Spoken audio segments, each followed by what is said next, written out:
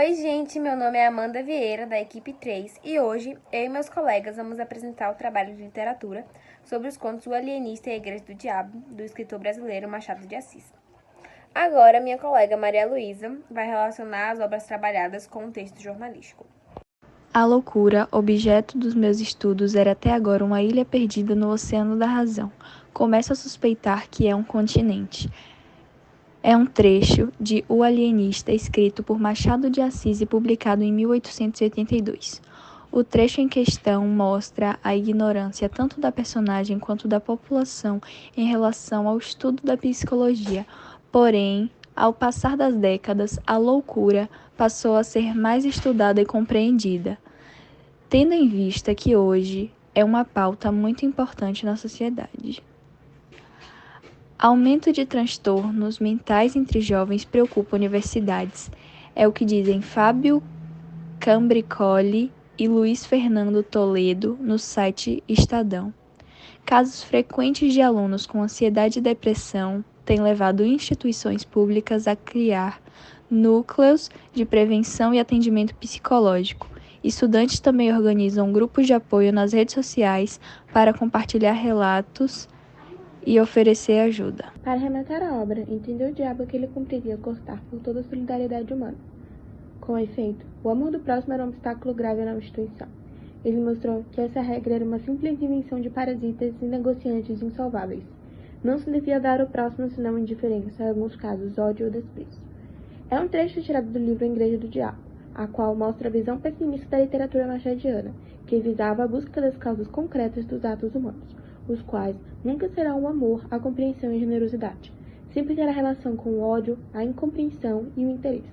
Tal visão vem de uma profunda descrença dos homens, pois Machado de Assis julgava que o egoísmo prepondera sobre o altruísmo, o mal sobre o bem. Desse modo, podemos ver esse sentimento em muitas das músicas escritas tanto durante quanto após esse período, que foram fortemente influenciadas por esse pensamento. Tendo como exemplo a música Via Láctea, de Renato Russo, que fala: "Quando tudo está perdido, sempre existe um caminho. Quando tudo está perdido, sempre existe uma luz. Mas não me diga isso, hoje a tristeza não é passageira. Hoje eu fiquei com febre a tarde inteira. E quando chegar a noite, cada estrela parecerá uma lágrima. Queria ser como os outros, e rir da desgraça da vida, ou fingir estar sempre bem." Demonstrando toda a tristeza, sofrimento e ausência de alegria de viver, sentida por Renato Russo naquele período. Agora minha colega Luísa vai trazer uma resenha crítica elaborada pelo nosso grupo sobre a obra A Igreja do Diabo. No que se diz respeito a uma análise crítica, é notória a presença da dualidade de caráter em ambas as obras. Na época em que foi lançado o conto, o realismo vinha contra o romantismo em crítica à sociedade. Machado de Assis mostrava o homem em sua essência, metade do bem e metade do mal, sem definir seus personagens como malvados ou bonzinhos, mas simplesmente como humanos. O homem, tanto no conto machadiano quanto na música de Renato Russo, se apresenta como um ser contraditório a seus supostos princípios. A título de exemplo, tem-se um momento em que, mesmo seguindo a Igreja do Diabo, os indivíduos continuam praticando boas ações, evidenciando a fragilidade da mente humana no que tange seus valores morais e religiosos. Agora, minha colega Amanda vai tratar um pouco mais sobre a obra O Alienista. A história começa quando o Dr. Simão Bacamarte, maior dos médicos do Brasil, Portugal e Espanha, regressa ao Brasil, mais especificamente sua cidade natal, Itaguaí, com o objetivo de se dedicar de corpo e alma ao estudo da ciência. Ele decidiu mergulhar no estudo e na prática da medicina, numa área específica mais explorada até então, a patologia cerebral, a loucura. Sua ideia era construir um edifício para agasalhar todos os loucos de Itaguaí e suas regiões próximas. Inicialmente, a proposta encontrou grande resistência na cidade. Diziam que tal ideia parecia em si mesmo de um sintoma de demência. Mas enquanto todos discordavam, ele obteve total apoio de seu amigo, o boticário Crispim Soares. Ainda com toda a desaprovação, o Dr. Bacamarte prosseguiu, tirou sua ideia do papel e construiu o novo manicômio de Itaguaí, a Casa Verde. Entretanto, depois de pouco tempo, o manicômio já tinha virado o assunto da cidade. Em todo canto as pessoas comentavam sobre o que estavam sendo internados, pessoas até então consideradas sãs pela população. O Costa, que herdara 400 mil cruzados e dividiu seu dinheiro com parte da população, a quem pedia lhe dava 1.000 a um, 2.000 e assim ia. O albardeiro Mateus, que exibia a si e sua propriedade na intenção de ser admirado e invejado pelos vizinhos.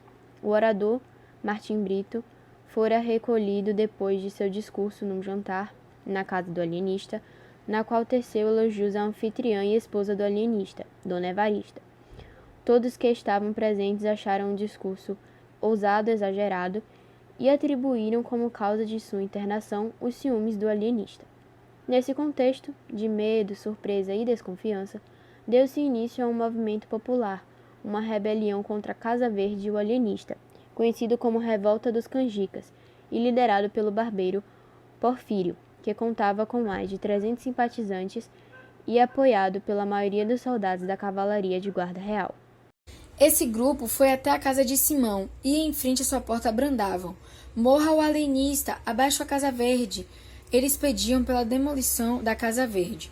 Saindo dali, foram direto à Câmara, intimavam-na a sua queda, para que Porfírio assumisse o governo da fila, e assim sucedeu-se.